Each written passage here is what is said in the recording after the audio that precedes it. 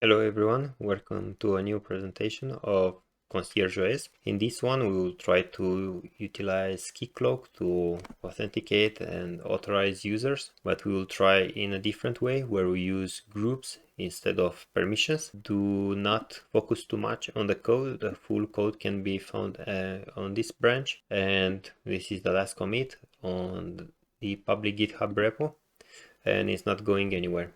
So focus more on the next explanation, think about your questions, put them in the comments, and you can explore the code at your leisure later. The standard architecture for this type of situation goes like this. We have a browser request that reaches Caddy.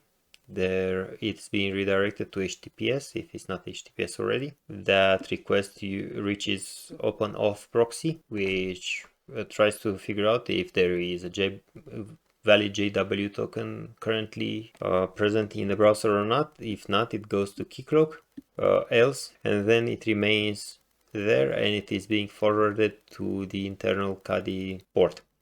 The internal Caddy port then makes a decision if it should deny the access or allow the access to the front-end application.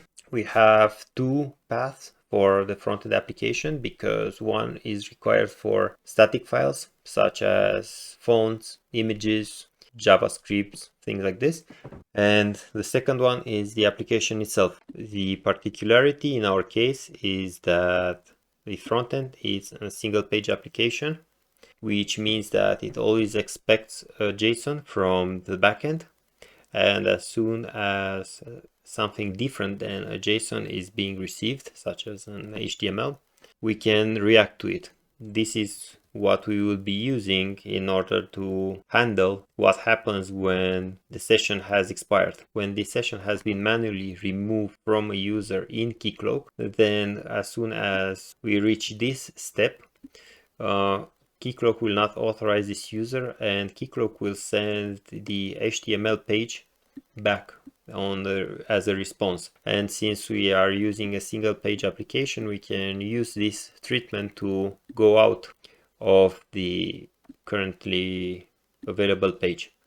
Otherwise, if we don't handle this behavior, we will try to render the HTML inside the single page application, which is not what we want. The setup that we want to use is to have two users with different passwords which belong to different groups, because the user that belongs to a single group should have only access to the settings page. That's why it is called single. It has access to one single page. Whether user 2 should have access to all the pages except settings. This allows us to log in, log out with different users and test our setup. We will see later that testing this setup is more complicated than envisioned. In order to easily test this, we have created a Keycloak setup Python script. In this Python script, we have created two applications called testing and production, because Cloak is able to differentiate between these two based on the URL. So with the same Keycloak instance, we can protect the testing environment and the production environment, although they have different users. Also, there is a different realm called master, which is used for CLI interaction or API requests. That is more special. For the two users, we have our two groups, singer and all. The client ID is the name of the application. This is necessary because Keycloak has the concept of clients, which are like users, but they are users which represent applications. And inside it we have our users with their groups. Now in the first setup, we will opt in for having two of those files. OEDC, this is the identity provider. This is the file which configures the auth2 proxy instance. Pay attention when you are configuring this to have this provider. There is a legacy one called only Keycloak. With more configuration, you can use OEDC only, but it is working better and it is easier if you use Keycloak OEDC. The other important step is the issuer URL. This is the URL that points to the correct instance of Keycloak. Here I have told you that we are using two environments. Here they are. So this is how we specify that this auth to proxy is pointing to this environment. We can, of course, we can have the other one for testing. Now comes the part with the client ID. As we can see here, we use the same client ID.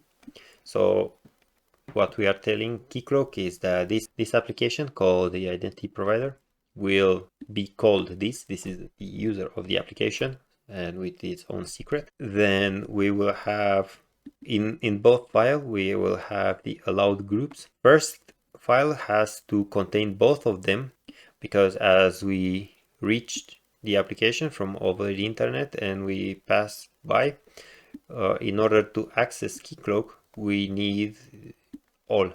Otherwise, we would be able to access only /settings and we would never be able to log in into Keycloak. This is why we need to add both.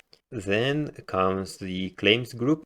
Claims is the path where auth to proxy can find the information sent by Keycloak. Every request can claim that they have access to some resource.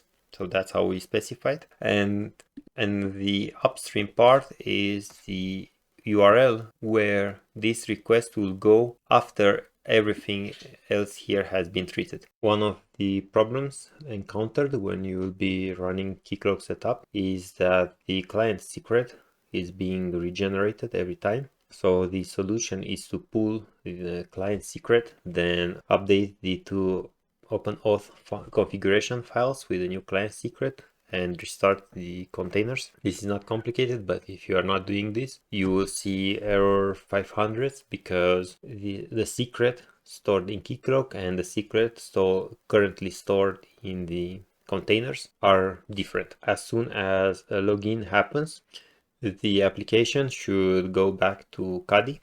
This was not the case because the domain is not accessible inside the Docker network. So we have to use extra hosts in order to allow Docker to use the operating system's network to resolve this redirect. Otherwise, you will encounter user not found. Another problem is related to HTTPS in the sense that the application is working too well. If the Keycloak hostname is with HTTP, after the Caddy redirect will be made, it will be HTTPS and the headers will not match, the domain will not match. Therefore, you have a lot of 403 errors in auth to proxy or redirect groups, depending on the other settings. So the solution is to have HTTPS everywhere. After we have made this configuration, we are reaching the point where both users can log in, and the problem is that both of them have access to all the pages.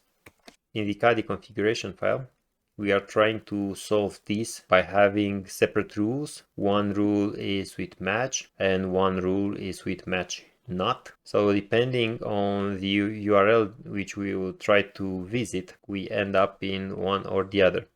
Now, the problem is that in order to reach the authentication page, we have to start with nothing. So if we just type the domain name, we have nothing. Therefore, in the previous slide, when we have nothing, we will almost always end up in the first case, the first root, and almost never in the second root. So even if there would be a chance for this configuration to work correctly, in reality, it is very difficult to make it work correctly. Furthermore, there has to be a very vague rule which allows the passing of static files that makes all this setup even more difficult.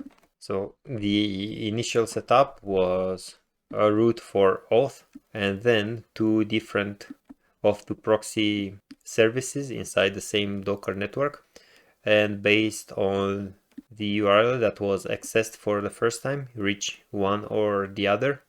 The problem is that the other was accessible only if we started the navigation with /settings. So most of the time our login was pointing to the wrong instance. How we tried to solve that was by having just one auth to proxy instance on one port and then at the end redirect back to Caddy. So we are making sort of a loop between the two. and we let Caddy inside resolve the outcome. Managing just one instance, it is much more simpler than managing two of them, and we have better control on where the user goes to. There are some other downsides. When we want to add a new permission level, a new group has to be added in Keycloak, which has to spawn a new auth2 instance, which has to configure other Caddy rules. And this group has to have a new callback URL. All these, when playing with containers in production, if we make spelling mistakes or structure mistakes in any of them and we restart the service, we take everything down, because all, especially these two here, the middle ones, are the core of the application, and when they are down, they impact both authenticated users and anonymous users. It is even worse because the pattern with all matches all anywhere in the world. Even something like allowed would match all. So it is very complicated to maintain regex patterns for this use case. The lessons learned until now are that we should not use groups for permissions. We should use permissions.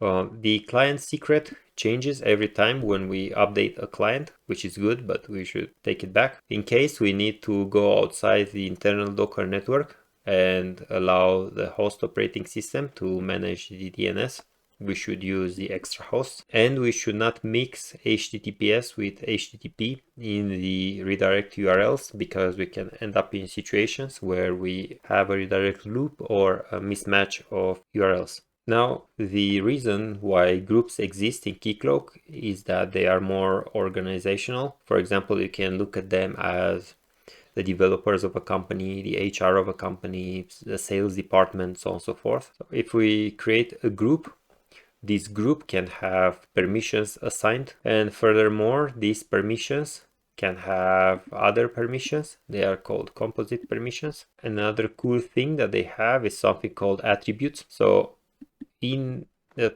token received from Keycloak for a user, which is part, let's call it user 1, as soon as user 1 is assigned a group, it automatically receives in the JW token and in the headers all this information, which is great. But if we try to put all this information only into a group name, would be group 1 underscore the attribute and the value.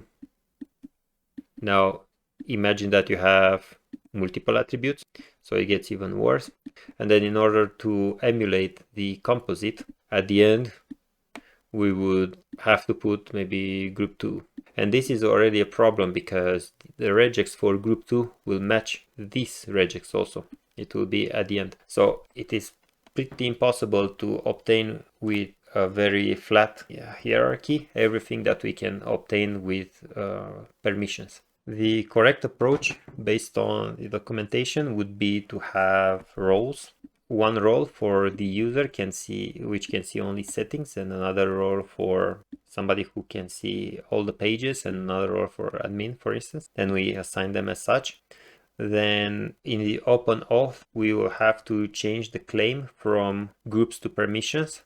And the third suggestion, which is a standard, to manage this part in the application code, especially in backend, and decide if the current page should be accessible or not. However, in our case, the purpose of this integration is to manage everything in Caddy. So we will ignore this third part. What we will do is we will send back the request to Caddy, and we will manage everything in Caddy once more. Thank you very much for paying attention to this episode. I hope you like this format even better. Don't forget to check the code at the repository and play with it. Then in the next episode, we will migrate from groups to permissions, and we will see that this stack works well for authentication and authorization without too much coding in neither of the front-end or the back-end applications. So thank you very much for watching once more, and see you in the next episode.